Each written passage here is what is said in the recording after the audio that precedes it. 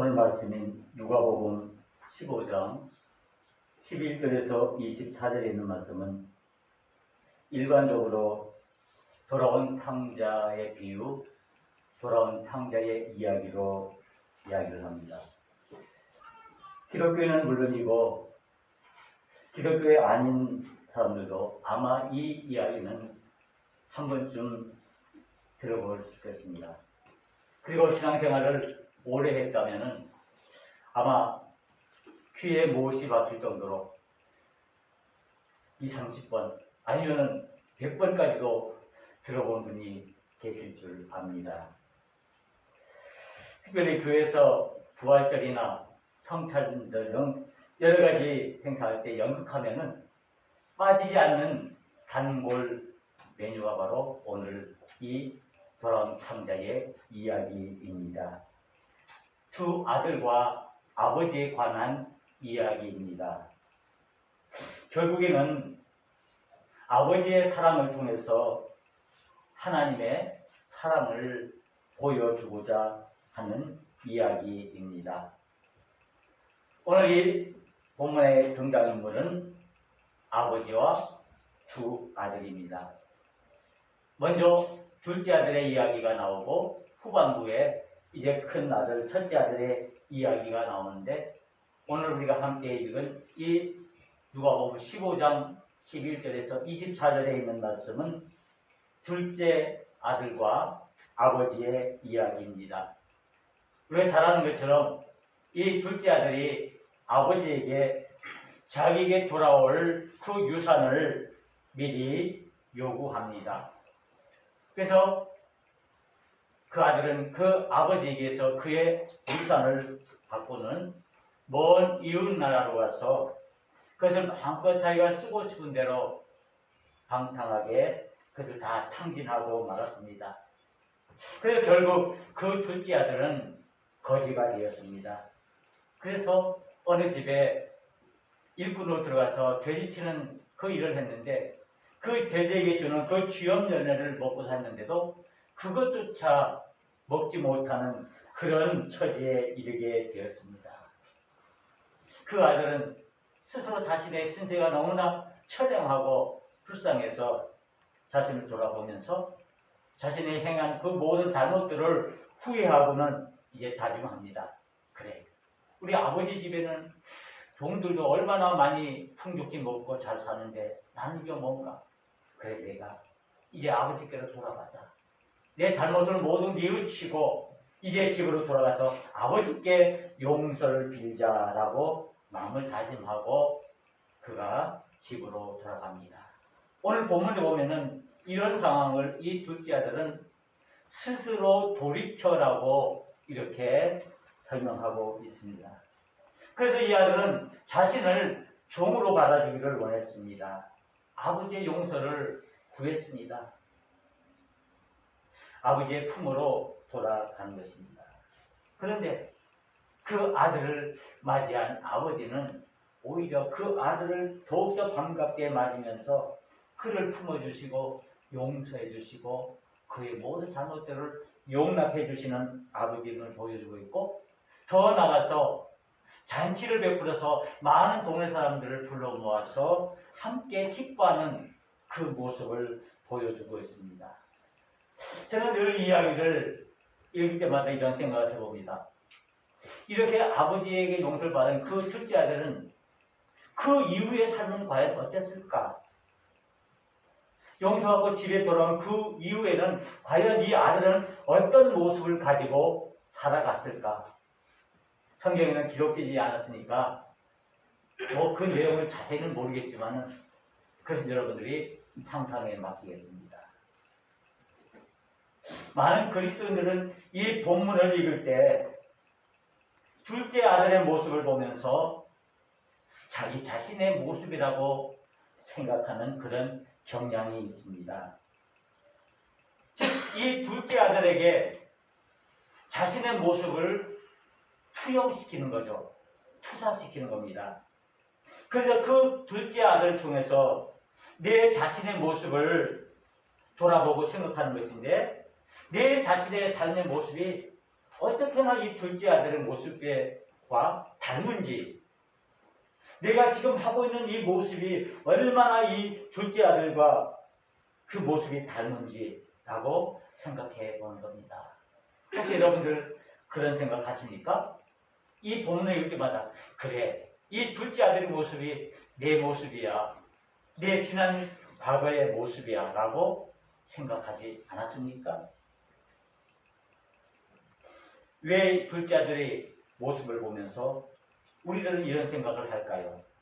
그것은 나도 하나님을 떠나 내 마음대로 방황하고 떠돌아다니다가 실컷 두드러 맞고 실패해서 이제 하나님 앞에 돌아와서 내가 은혜를 입고 살아간다라는 그런 생각을 하는 경우에도 이 아들에게 자신을 투영시킬 수 있습니다.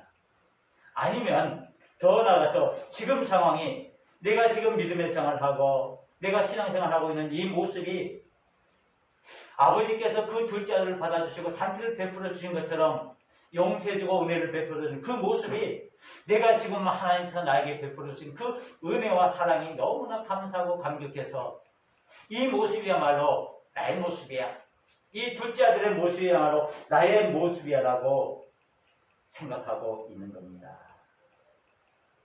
나는 지금 여러 가지 세상이기 때문에, 내 욕심 때문에 내가 믿음의 생활 속에서 방황하고 있다고 생각하는 것과, 나는 지금 하나님의 은혜로 그래도 괜찮게 내가 잘 살고 있다라는 생각을 하는 겁니다. 그래서 이 둘째 아들의 모습을 자신의 모습에 투영시키는 것입니다. 그래서 그 아들과 동일시하려고 하는 그런 경향이 있습니다. 왜 이 둘째 아들과 같다라고 생각을 합니까? 그 이유는 이 둘째 아들을 통해서 내 자신이 뭐 받기 위해서? 위로받기 위해서. 이 둘째 아들의 그 정말 험난한 인생을 통해서 아 그래, 나도 이런 속에 있지만은 하나님의 은혜를 받을 수 있어, 이와 같은 생각을 할 수도 있기 때문에 그런 생각을 하는 것입니다. 그래서 이 둘째 아들을 통해서 내 자신의 그 험한 처지, 처량한 신세, 이것들을 위로받고자 하는 것이고, 이런 것들을 내가 하나님의 은혜로 다시 회복되기를 소망하는 그런 마음에서 이와 같은 마음을 가지는 것입니다. 어쩌면 내 자신의 중심적인 합리화적인 생각인지도 모르도 우리가 이 아들의 이런 모습을 보는 것도 중요하지만은 더 다른 입장을 본다면은 우리는 이 아버지의 모습을 바라볼 필요가 있습니다. 이 집 나간 자기의 모든 유산을 허락받게 했던 그 둘째 아들을 바라보는 그 아버지의 입장을 우리 한번 생각해 볼 수 있겠습니다. 여러분은 만약 아버지라면, 이 둘째 아들이 정말 집을 나가고 그런 상황에 있는 아버지라면 어떤 생각을 하시겠습니까? 아버지의 그 생각, 그 마음, 그 행동 과연 어떻겠습니까? 우리는 아들의 입장에서 오늘 본문을 보는 것도 중요하지만은 이제는 아버지의 입장에서 이 본문을 우리가 살펴볼 필요가 있습니다.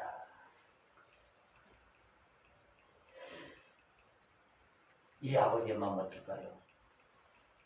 자신을 떠난 그 아들, 자신의 욕심 때문에, 자신의 이기적인 생각 때문에 죽지도 않은, 아직 세상을 떠나지도 않았는데 자기의 그 유산을 미리 받고 먼 나라로 도망간 그 아들, 어떤 마음이었을까요?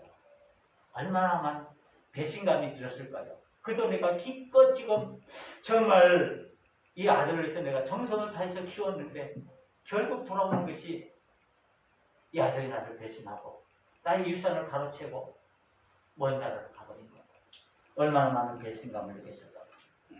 그래서 이 아들을 원망하고 이 아들에 대한 그 기대가 무너져서 이젠 실망하고 좌절하고, 그래 내가 아들 잘못 키웠어 후회하는 그 모습. 한편으로는 그래 내가 이 아들만큼은 잘 되겠지, 내 말을 잘 순종해서 내가 바라는 대로 이 아들이 잘 자라겠다는 그런 기대감도 있었지만은, 그래서 그 아들을 믿는 그 한 조각의 신뢰가 있었지만은, 결국 그에게 돌아온 것은 이 아들이 자신을 배신하고 버리고 자기의 욕심을 따라서 도망간 것입니다. 과연 아버지 마음이 어땠을까요? 그런데 이 아버지가 오늘 본문에 보면 그 둘째 아들이 돌아왔을 때 그 마음을 우리에게 보여주고 있는데, 20절에 보면은 그 아버지가 그 아들을 향한 그 마음이 어떤 마음이었냐면은 측은히 여겨 불쌍히 여겼다는 말이에요. 나 같으면 도무지 그런 아들을 못 보죠. 다시는 안 보죠. 내 눈에 흙이 들어가도 그런 아들 안 본다고 단절하고 절규하겠죠. 불쌍한 생각보다는 배신감, 절망감, 그 자신이 믿었던 그 믿음이 무너지는 그 아픔 얼마나 했겠습니까? 정말 말로 표현할 수 없는 그런 상황에 있었을 것입니다.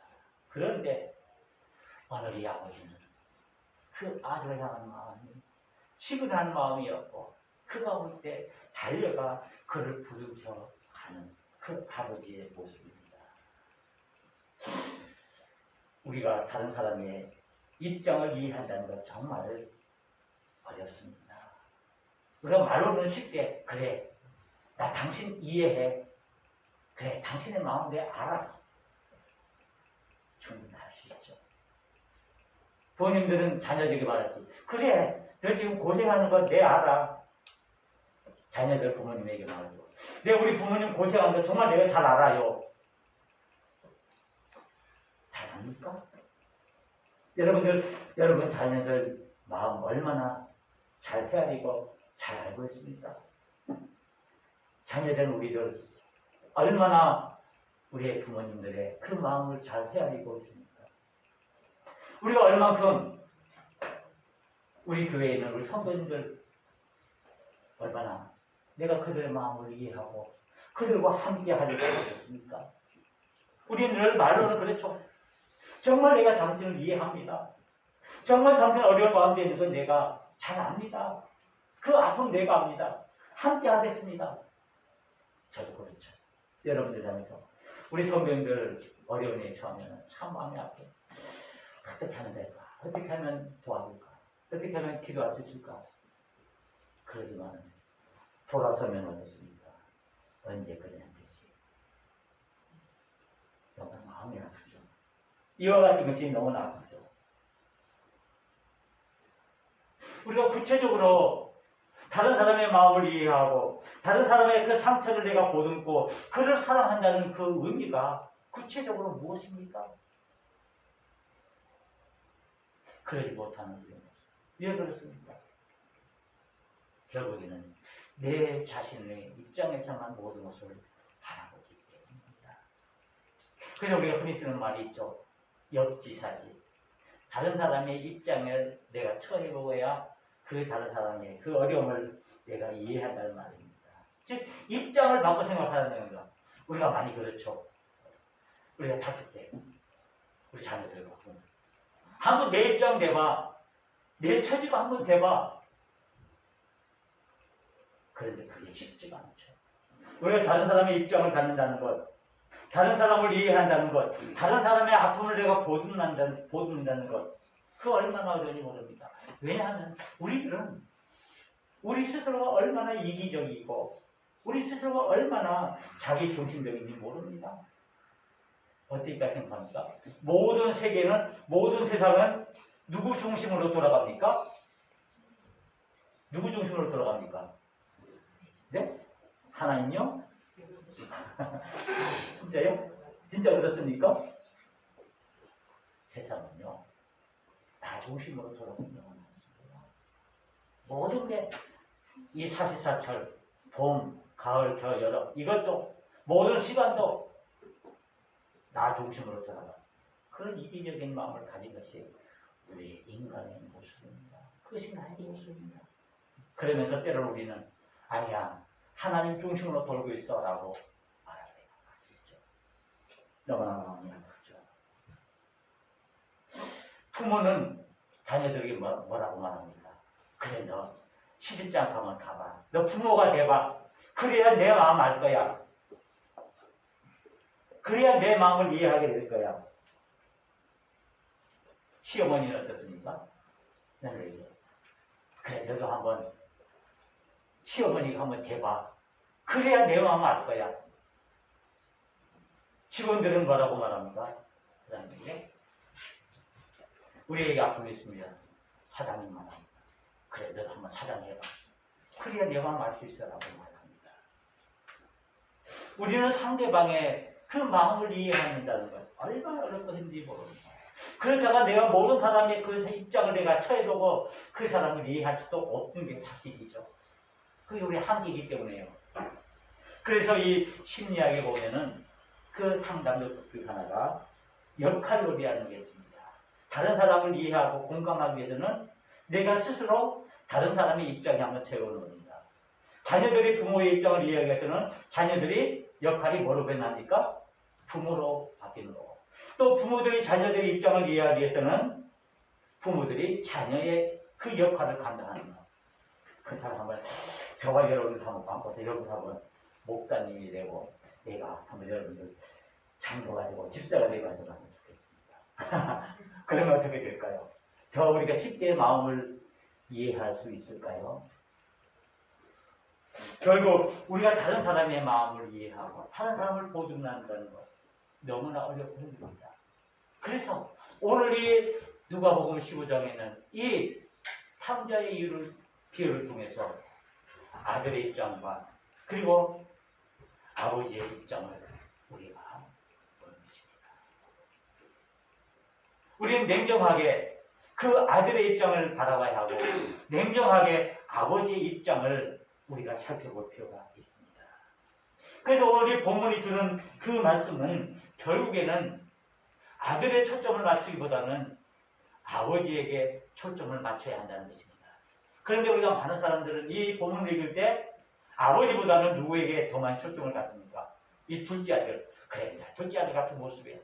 둘째 아들에 집중하는데 결국 예수님께서 이 비유를 얘기하실 때는 그 아들에 대해서 말씀하시고자 하는 것이 아니라 이 아버지를 통해서 그 아버지가 행한 그 행위를 통해서 하나님의 사랑을 보여주시고자 합니다. 이것이 중요한 사실입니다. 그러니까 우리가 이 본문을 읽을 때 좀 더 정확하게 아버지의 입장에 우리가 서야 한다는 것입니다.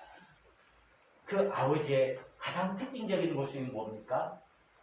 오늘 본문에서는 아버지가 어떻게 했다는 걸 자세히 기록하지 않았죠. 아마 요즘 소설가 같으면 이 아버지의 그 모습을 완전 장편소설로 시리즈로 몇 권에서 만들 수 있겠죠. 그런데 오늘 이 짤막한 10절도 안 되는 요 속에서 이 아버지의 모습을 우리에게 보여주고 있는데 저는 그것을 뭐로 보았냐면은 아버지의 모습을 기다리는 아버지의 모습으로 봤습니다. 둘째 아들이 자신을 배신하고 떠나고 그 아들을 원망하고 그 아들에 대해서 후회하고 그 아들에 대해서 낙심하고 절망하고 좌절하는 것이 아니라 그 아들을 끝까지 기다리는 그 기다리의 아버지의 모습을 오늘 본문에 아주 명확하게 보여주고 있습니다. 우리는 이 기다리는 아버지의 모습을 바라볼 수 있어야 합니다. 그리고 그 기다림을 통해서 우리에게 주시고자 하는 것이 과연 하나님의 어떤 메시지인가? 하나님께서 무엇을 우리에게 주시고자 하여서 이 기다리는 아버지의 모습을 우리에게 보여주고 있는가라는 것입니다. 아버지의 그 기다리는 그 모습 속에서 우리는 아버지의 마음을 읽을 수가 있습니다. 그 아버지의 마음은 어떤 마음일까요?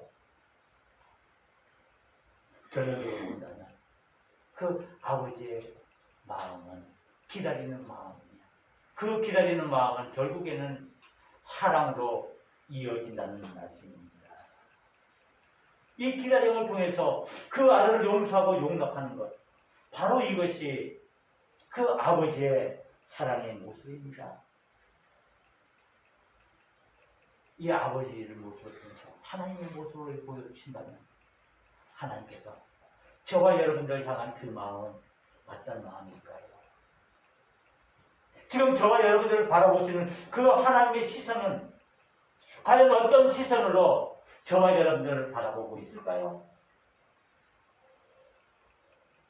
후회하고 실망하고 원망하고 넌 안 돼. 아버지, 그 하나님 저와 여러분들 향해서 그 기다림의 눈초리로 우리들을 향하고 있습니다. 그 기다림 속에는 하나님의 사랑이 포함되어 있고 그 기다림 속에는 하나님의 용서와 하나님의 용납하심이 하나님의 긍휼하심이 여기에 녹아 있습니다. 그래서 하나님께서 저와 여러분을 향한 그 마음은 우리들을 친히 여기는 불쌍히 여기는 마음입니다. 하나님께서 저와 여러분을 향해 보시는 그 원망의 마음이 아닙니다. 그래 잘해라 기대하는 마음이 아닙니다. 봉사 많이 해라 헌신 많이 해라 아닙니다. 우리를 향한 그 하나님의 마음은 기다리는 마음이요 친히 여기는 긍휼의 마음입니다. 이 긍휼함이 이 하나님의 긍휼함이 저와 여러분들을 하나님의 자녀로 삼아주셨습니다. 그 아버지가 집 나간 그 둘째 아들을 가슴 속에 포옹하고 그를 맞이하는 그 모습처럼 비록 이 둘째 아들보다 더 험한, 더 방탕한, 더 못난 그런 우리들을 우리 하나님께서는 두 팔 올려 우리를 기다리시고 우리들을 품어주시기를 원한다는 말씀입니다. 너 냄새나? 너 더러워? 너 지금 행동은 뭐야? 내가 지금 나한테 한 거 뭐야? 안 돼. 이제부터 너는 내 아들이라, 내 아버지라 부르지 마라. 아닙니다. 하나님께서는 저와 여러분들을 향해서 기다리는 마음으로 기다리고 있습니다. 혹시 우리가 교만해서 그래 나는 이미 돌아와서 아버지 품에서 아버지 말씀에 잘 순종해서 잘 지내고 있어. 그래 내가 주님을 위해서 내가 얼마나 많이 봉사하고 많이 헌신하고 내가 얼마나 많은 것 투자해서 하나님께 드리는데 이 정도면 됐지 뭐. 이 정도면 충분히 갖고도 나면 되지 라고 말할 수가 있겠죠. 결코 그럴까요? 오늘 본문에 나타난 이 기다림의 조건은 아버지의 마음입니다. 아버지께서 정말 그 아들을 기다린 것처럼 그 사랑의 마음으로 우리들을 끝까지 기다려주시는 그 하나님이십니다. 그 아버지의 사랑은, 그 하나님의 사랑은 긍휼의 마음에서 시작됩니다. 친히 여기는 그 마음에서 시작됩니다. 이제 이 긍휼의 마음이 어떻게 나타납니까? 모든 것을 다 용서하고 용납하는 그 용서의 모습으로 나타납니다. 우리 기독교의 가치가 무엇입니까? 여러 가지를 이야기할 수 있지만 그 중 하나 바로 이 용서함입니다. 용서함의 조건은 무엇입니까? 우리가 무엇 때문에 용서할 수 있습니까? 사람들의 용서는 조건적인 사랑입니다. 조건적인 용서입니다. 우리 자녀들이 잘못했을 때 그래 한 번은 봐줘. 그래 요거 하면 내가 봐줄게. 너가 열심히 공부하면 내가 용서해줄게. 뭘 용합니다. 조건적인 용서죠. 그래 이거 하면 내가 해줄게. 진정한 용서는 조건적이 아닙니다. 진정한 사랑 용서는 하나님이 우리에게 보내주신 것처럼 무조건적인 조건이 없는 그 하나님의 긍휼과 그 자비하심으로 말미암아 우리를 용납하시고 우리를 용서하는 것입니다. 그때 우리는 그 무조건적인 용서를 할 때 우리는 있는 그대로를 우리가 베풀 수가 있습니다. 진정한 사랑은 있는 그대로의 모습을 받아들이는 겁니다. 내 아들이, 내 딸이 좀 모자라도, 좀 부족해도, 내가 바라는 그 기대만치 미치지 못해도, 그래도 있는 그대로를 인정합니다. 좀 모자라면 어때? 좀 적으면 어때? 좀 잘못하면 어때? 언젠간 잘하겠다는 그런 마음을 갖고 있습니다. 하나님도 저와 여러분들 향한 마음도 마찬가지로 우리에게 정말 기대하는 대로 하나님께서 바라시고 한다면 여러분들 어떻게 숨쉴 수 살고 있겠습니까? 우리가 부족해도 연약해도 우리 하나님은 우리를 받아주시고 용납해 주십니다. 하나님의 끝없는 그 기다림은 우리들을 당합니다. 그 기다림은 또한 우리들 하여금 이 기다림의 삶을 살도록 요구하고 있습니다. 그래서 또한 이 자리에서 말씀드리고 싶은 것은 우리의 믿음은 기다림이라는 사실입니다. 아브라함이 어떻게 믿음의 조상이 되었습니까? 그는 처음에 우상 만드는 집안에서 태어났습니다. 처음부터 하나님을 믿은 사람이 아닙니다. 75세 때에 부름을 받은 사람입니다. 그런데 그가 믿음의 조상이라고 불릴 수 있었던 이유는 하나님의 약속을 믿고 그 약속을 기다리는 기다림의 사람이었기 때문입니다. 믿음의 사람은 기다림의 사람입니다. 우리는 기다림의 삶을 살아야 합니다. 그 기다림 속에는 하나님의 사랑이, 하나님의 긍휼이, 하나님의 자비가, 하나님의 용서가 통하고 있습니다. 오늘 어버이 주일입니다. 이미 우리 부모님들 돌아가신 분도 계시겠고 아직 살아계신 분도 있습니다. 저 역시 이 자리에 부끄러워하는 저희 어머님이 계십니다. 어버이 주일 우리가 다시 한번 부모님의 그 사랑을 생각합니다. 어른들을 위한 동화 중에 쉴 실버스타인이라는 사람이 쓴 아낌없이 주는 나무라는 그런 동화가 있습니다. 거기 보면은 한 소년과 나무 이야기, 즉 사과나무 이야기가 있는데 사과나무가 한 인간에게 베푸는 그 아낌없는 그 희생정신을 그린 그런 그림책의 동화입니다. 그 책에서는 이렇게 시작합니다. 옛날에 나무가 한 그루 있었습니다라고 시작을 합니다. 그리고 이 소설 맨 마지막 끝은 뭐라고 말하냐면 모든 것을 줄 수 있어서 그래서 나무는 행복했습니다라고 마치고 있습니다. 아무런 대가를 바라지 않고 오로지 자신의 모든 것을 내어주는 그 나무, 그 진정한 사랑이 바로 우리에게 필요한 사랑임을 말씀하고 있습니다.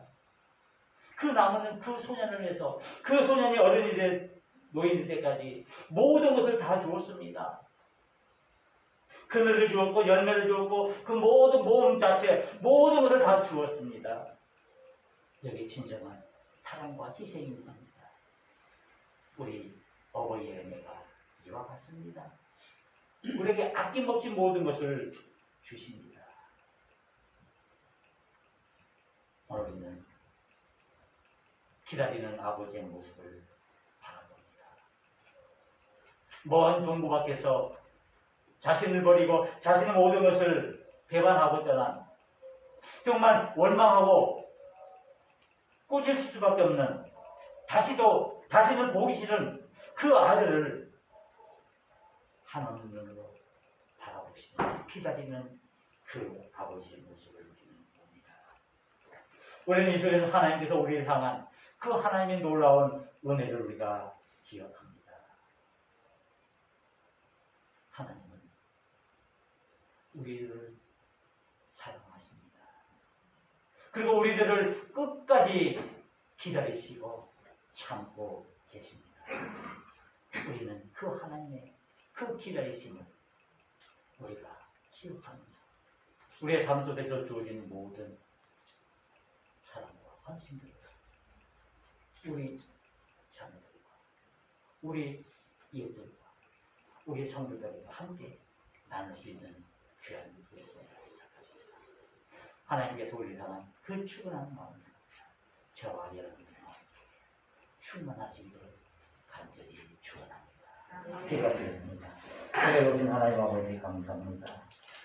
오늘 이 어버이 주일을 맞이해서 우리 다시 한번 우리 자신들을 위해서 모든 것 아낌없이 다 주신 그 아낌없는 나무와 같은 그 어버이의 사랑들을 우리가 기억하며 하나 되기를 드립니다. 오늘 말씀을 통해서 정말 집 나간 둘째 아들을 기다리는 그 아버지의 모습을 우리가 기억하며 우리 또한 이 아버지의 마음, 이 하나님의 마음을 우리 마음속에 품음으로 우리에게 주어진 모든 믿음의 길들을 걸어가기를 원합니다. 힘과 용기를 더하여 주시옵소서. 감사하고 예수 그리스도의 이름으로 기도하옵나이다. 이 시간 우리 어버이를 위해서 저희가 특성하는 시간을 가지겠습니다. 우리